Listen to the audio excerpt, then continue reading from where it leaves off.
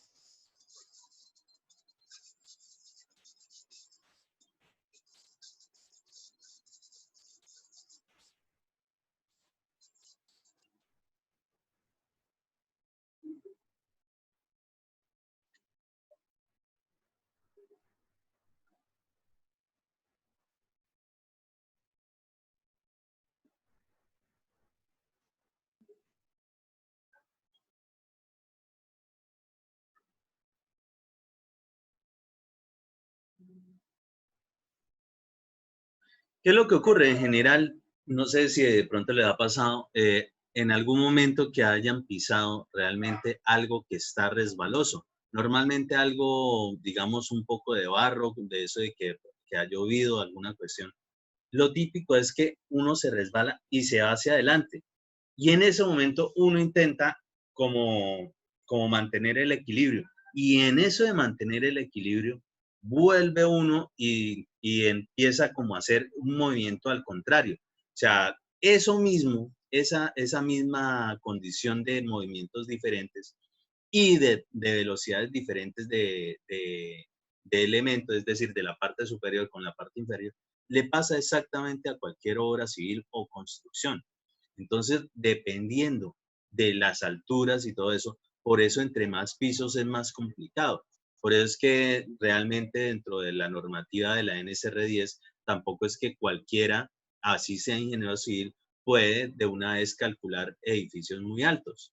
Por eso se le exige que tenga un poco más de conocimiento es decir, estudios de profundización, especializaciones, maestrías, doctorados, según las condiciones que van variando en altura, puesto que esa dinámica y efectivamente para poder analizar cualquier estructura, toca analizarla desde el punto de vista dinámico, es decir, el movimiento, no solamente la parte estática, es decir, la parte de cargas, cuando precisamente venga ese sismo.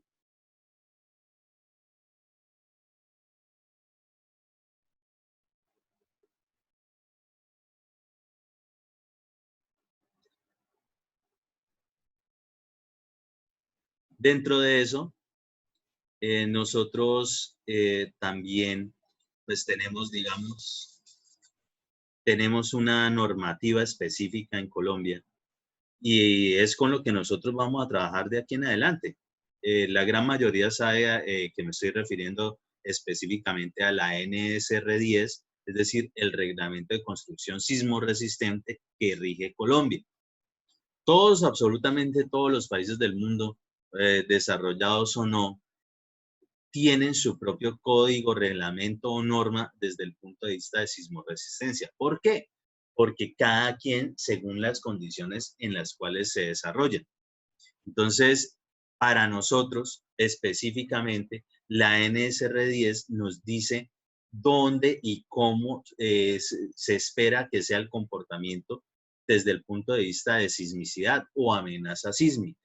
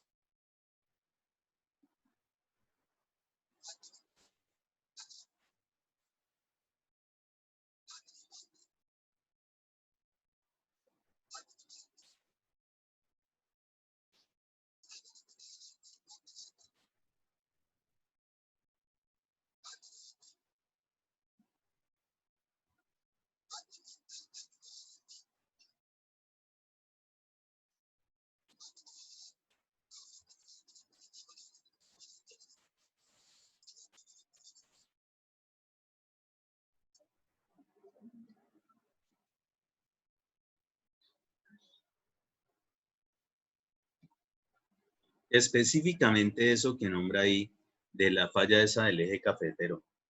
Gracias a esa cuestión que ocurrió, es decir, por esa tragedia, fue que se desarrolló o empezó a generarse lo que es precisamente lo que pasó de ser un código a ser una norma y ahora a ser un reglamento desde el punto de vista de sismoresistencia en Colombia. ¿Por qué pasó eso? Porque cuando ocurrió ese sismo, en esa parte de esa falla específicamente, todo lo que fue la zona del eje cafetero, en el 99 quedó absolutamente destruida. Y cuando hablo de absolutamente destruido es que no quedó ningún edificio prácticamente en pie. Es decir, todas las ciudades colapsaron y cayeron y hubo demasiados muertos porque las estructuras no aguantaron, se cayeron lo más rápido posible. ¿Y qué pasó? Pues le cayeron encima a todos sus habitantes. Entonces, cuando ocurrió eso, pues de todo lo que se cayó, la gente, pues los ingenieros civiles del momento, patólogos y demás, fueron a mirar, uy, pero ¿por qué? Entonces, empezaron a ver, listo, que fue muy fuerte, claro que sí, que se dieron a haber caído algunas, sí, pero ¿por qué la proporción tan alta que colapsaron casi todas las estructuras, casi todas las viviendas, casi todos los edificios, casi todas las casas? Empezaron a revisar y se encontraron todos esos detalles respecto de que la estructura, habían estructuras de mera mampostería, es decir, de elementos que nosotros vamos a estar tratando, que son los elementos a base de arcilla normalmente, que conforman muros, tipo ladrillo, tipo bloque, ¿sí? Incluso lo que es la tapia pisada, había muchísimos en esa zona. Todo colapsó. Adicional de eso, pero bueno, listo, eran de esos materiales. ¿Qué más ocurrió? Ah, bueno, resulta y acontece que las estructuras como tal, es decir, el sistema de columnas y vigas, realmente en esas viviendas ni existían, no había. Por tanto, empezaron a determinar ciertos parámetros de lo mínimo que se exige en Colombia respecto de las estructuras. Entonces, de términos y cosas que vamos a estar desarrollando en este curso es lo que tiene que ver como identificar cuándo hay que hacer confinamientos de muros, de pisos, de placas. Sí, es decir, que todo lo que conforma una edificación esté realmente agrupada y contenida por una estructura. ¿Estructura de qué tipo?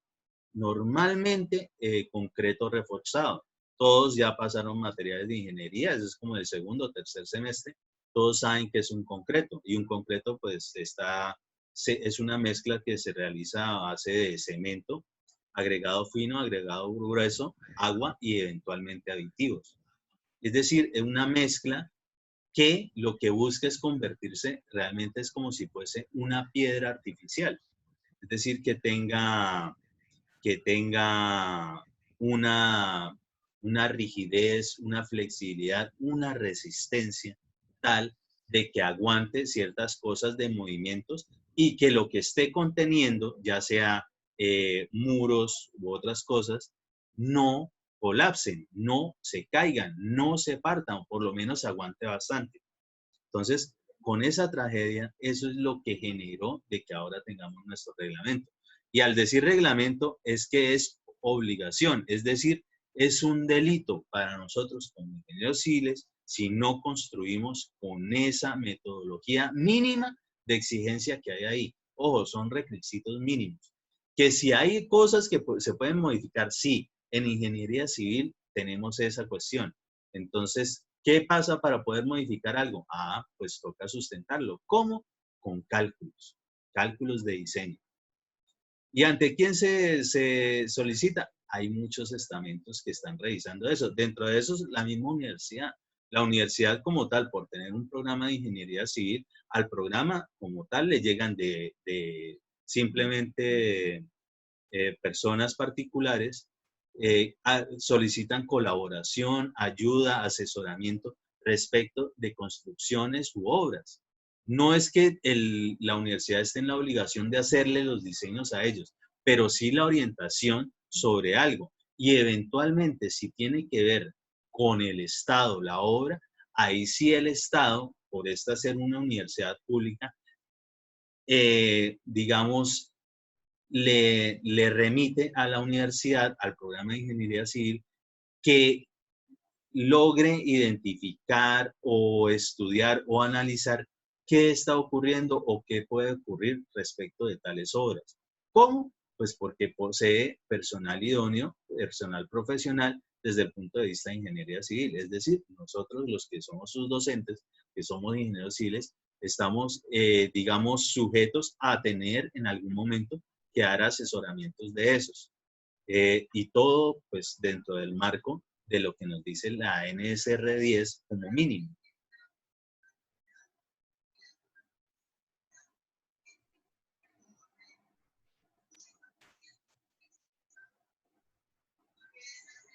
Para entender realmente ya en una viviendita, es decir, en una casita, cómo puede ocurrir eso, vamos a ver algo respecto de la geometría y demás de esta cuestión de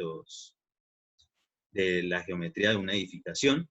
respecto de la sismoresistencia.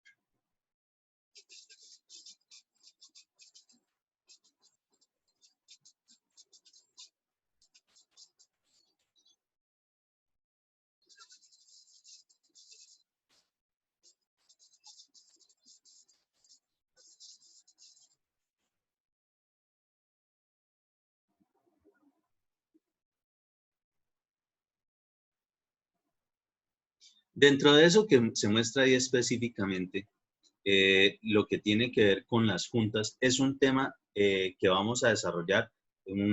Es muy importante que lo entiendan desde aquí de construcción, porque absolutamente todas las obras que nosotros realizamos, normalmente en algún momento hay que realizarle juntas. Hay diferentes juntas, es decir, diferentes tipos de separaciones entre algún volumen y otro volumen de la misma estructura.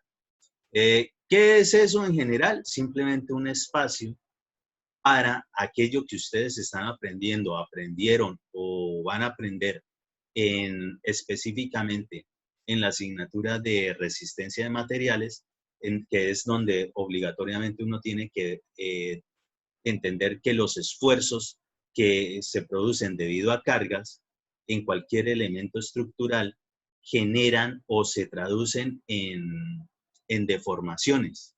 Y esas deformaciones normalmente son de alargamiento o acortamiento. Si son desde el punto de vista de nada más de cargas, entonces pues se presentarán esas. También pueden presentarse debido a cambios de temperatura. Y los cambios de temperatura, cosa que nosotros vamos a aprender acá, es cuáles son los materiales que nosotros utilizamos para cualquier proyecto.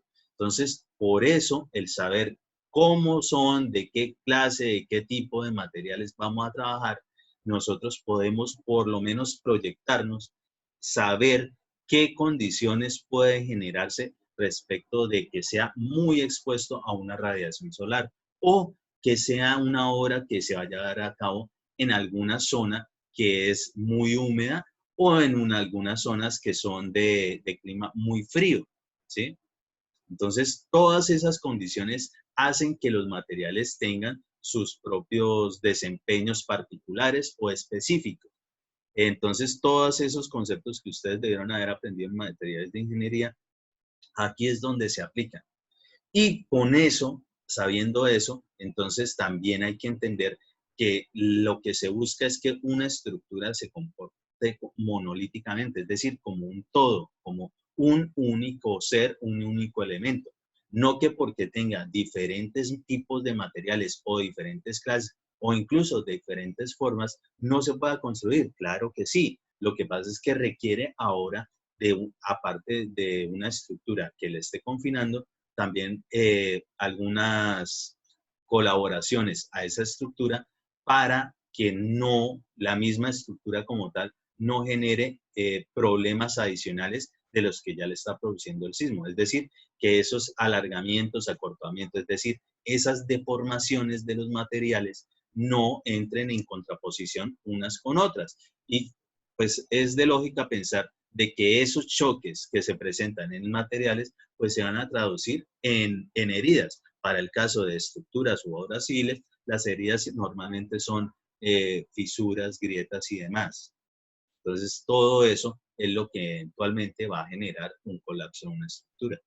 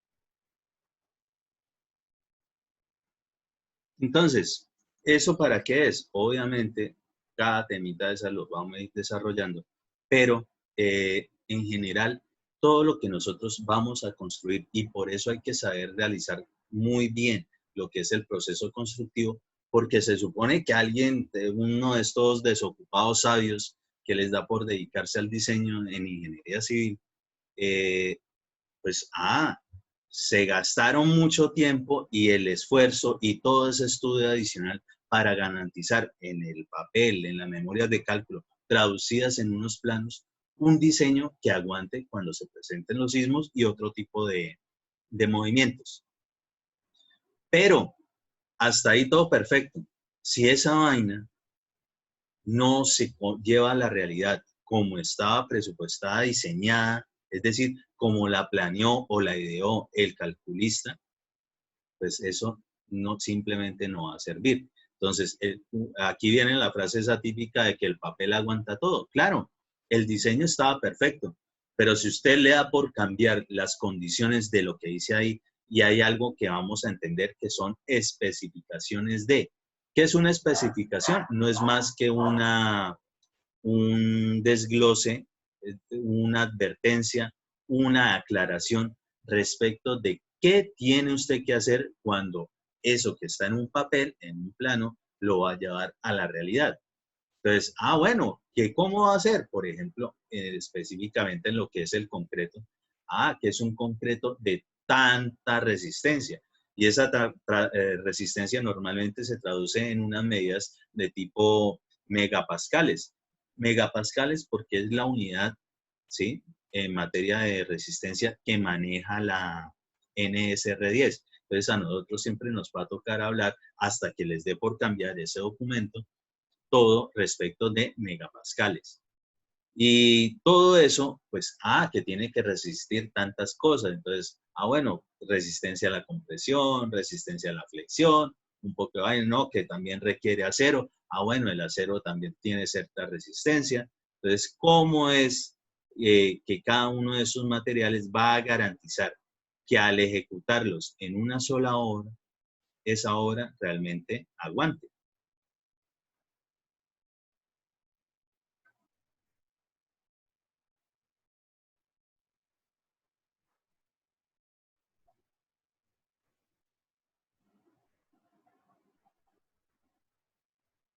Entonces, listo, ya más o menos sabemos por qué es que toca pararle bolas a la parte de construcción. Pero la parte de lo que nosotros vamos a desarrollar en esta materia no es solo la parte del proceso constructivo, sino también cómo saber todo eso que nos está diciendo el plano, cuánto de cada cosa.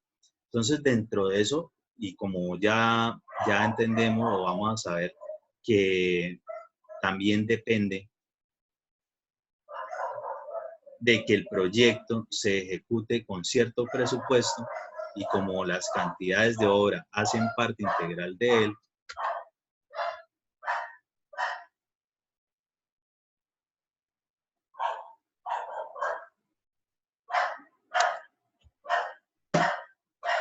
entonces vamos a aprender por qué es que vamos a hacer toda esa vaina. O sea, ¿eso para qué sirve? ¿Para qué sirve en general esta asignatura? Si sirve para algo. Entonces, ¿por qué se deben calcular las cantidades de obra? Las cantidades de obra formarán parte integral de cualquier presupuesto para una obra civil. Es decir, no solo son edificaciones, para puentes, para vías, para lo que sea que se realice por un ingeniero civil. Con su cálculo, sin su cálculo, ningún proyecto de construcción se podría llevar a la realidad. Y entonces, volviendo al cuento de que pues, un maestro puede decir o cualquier persona puede decir, eso se hace con tanto dinero, a razón de que si no ha sido capaz de sacar ni siquiera un cálculo de obra.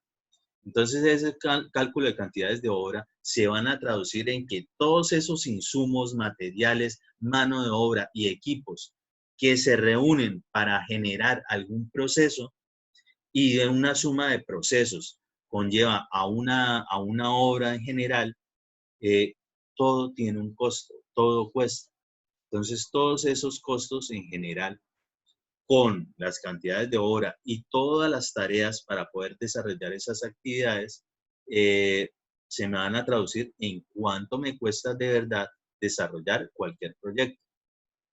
Entonces, ya les estoy hablando mucho de actividades. Entonces, ¿qué carajos son actividades? Son procesos de construcción autocontenidos, pequeñas obras, con las siguientes características. Principio y fin identificables. Absolutamente cualquier actividad en construcción y una sumatoria o un conglomerado de actividades conforma un proyecto. Cada actividad se sabe o se debe saber cuál es el día de inicio y cuándo termina. ¿Sí? ¿Qué materias primas identificables? Es decir, ¿con qué carajos lo hacemos? Supongamos, para nosotros poder realizar, y siempre voy a intentar desarrollarles ejemplos muy hacia las obras que son en concreto reforzado, porque es de lo que incluye más materiales y se entiende eh, cómo por un proceso se pasa de algo que son varias cosas a una sola. Es decir, un nuevo producto con base en varios productos diferentes, con características específicas. Y un proceso homogéneo de transformación de esas materias primas, tal cual. Entonces, digamos, el concreto está hecho con cemento, arena, triturado, agua y eventualmente aditivos. Cada uno de esos cuesta. Entonces, el cemento, ¿cómo se consigue? ¿Se consigue premezclado? Sí, claro que sí. ¿Se consigue por pacas de tantos kilos? Sí, claro que sí. ¿Cuánto cuesta eso? ¿Cuánto cuesta la arena? La arena, ¿de dónde va a salir su costo? De que alguien o varias personas tuvieron que ir a un sitio donde extraen esa arena, puede ser arena de río, puede ser arena de peña, es decir, de una montañita que estén quitando, si las condiciones de granulometría y demás estudios de granulometría de suelos y demás cumplen con las condiciones para el concreto. Lo mismo la grava, ¿sí? Si es que viene de una trituradora, entonces la trituradora de dónde extrae directo del río, qué proceso, qué tipo de diámetro o qué tamaño de esta grava se va a utilizar para este producto de concreto, qué tanta agua tengo que echarle y si es para cierto tipo de condiciones, qué aditivos debo agregarle. Por ejemplo, supongamos que vamos a desarrollar un concreto para algo que va a estar en contacto muy seguido o normalmente con el agua, es decir, con un agente que es húmedo.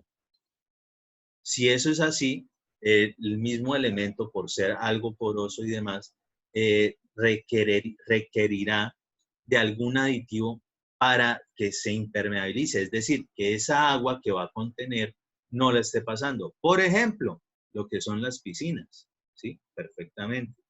Entonces, eso requiere de ese tipo de aditivos para garantizar que la misma ejecución o proyección que se le tenía a ese producto, que era contener un poco de agua, no sea afectada por la misma, ¿sí? Que no solo la estructura aguante, sino que su misma composición de materiales aguante.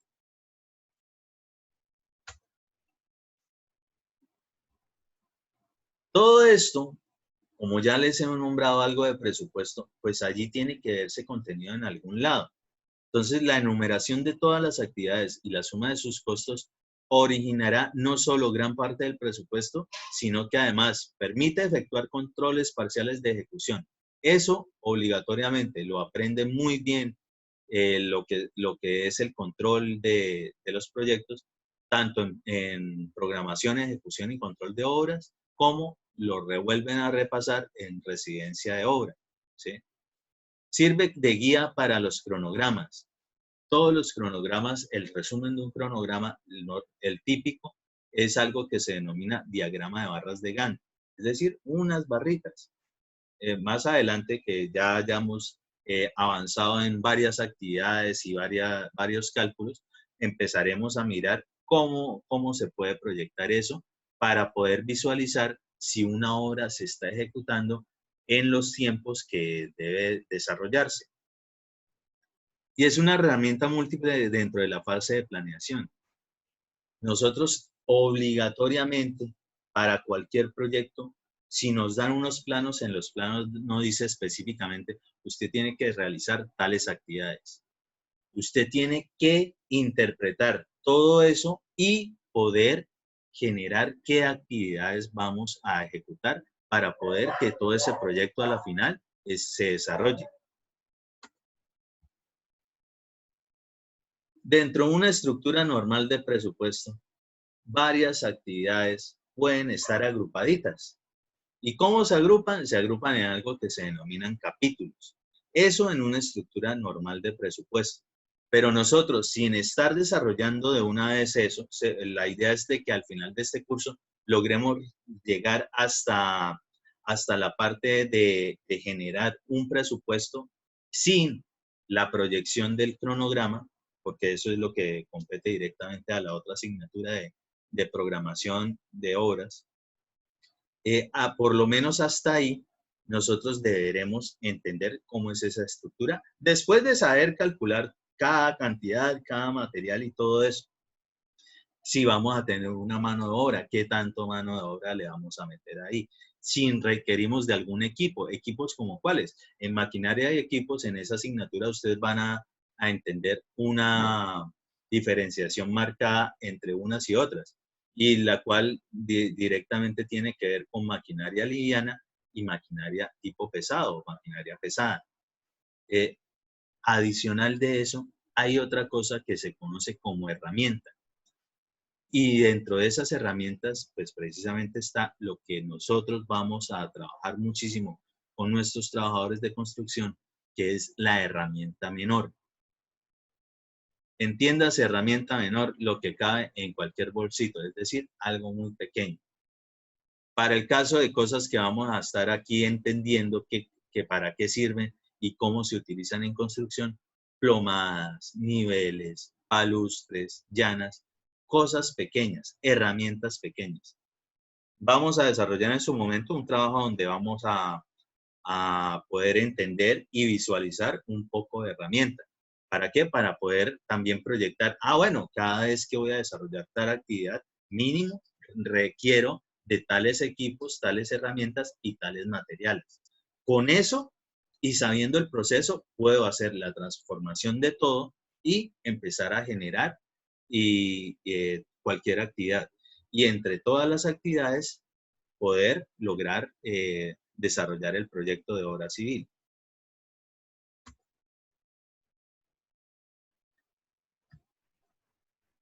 En esta parte específica vamos a empezar a hablar, a ver qué entienden ustedes con esto, a ver si tienen alguna idea respecto de lo que tiene que ver con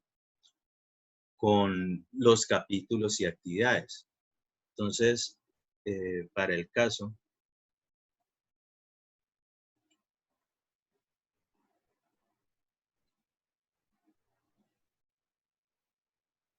aquí hay un ejemplo, por ejemplo, de lo que vendría siendo un capítulo.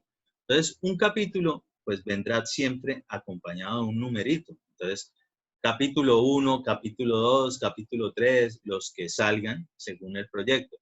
No salen todos los capítulos en todos los proyectos. ¿Por qué? Porque cada obra de pronto tiene más o tiene menos actividades. Y un grupo o conglomerado de actividades es lo que me produce como tal un capítulo. Entonces, aquí un capítulo 1, de las primeras cosas que hay que hacer para cualquier proyecto de obra civil, estudios, diseños y adecuaciones. Dentro de estudios y diseños, dentro de estudios previos, diseños, nosotros en la clase anterior más o menos hablamos sobre eso, estudios de suelos y todos los planos que tienen que haber.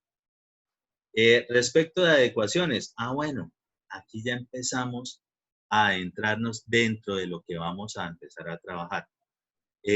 Ya casi se va a terminar el tiempo de esta sesión. Por favor, la voy a concluir ahorita para que quede el video hasta ahí y ya les envío el enlace. ¿Listo? El enlace de la nueva sesión. Aprovechen este tiempito para estirarse, hacer la pausa activa, por favor. Mover mucho las manos para que no vayan a terminar sufriendo de túnel del carpio al final de esta cuarentena por estar todo el mundo todo el día pegado en el computador y utilizando el mouse. Es imprescindible. Aprovechen ahorita y de verdad párense si están acostados, sentados, lo que sea.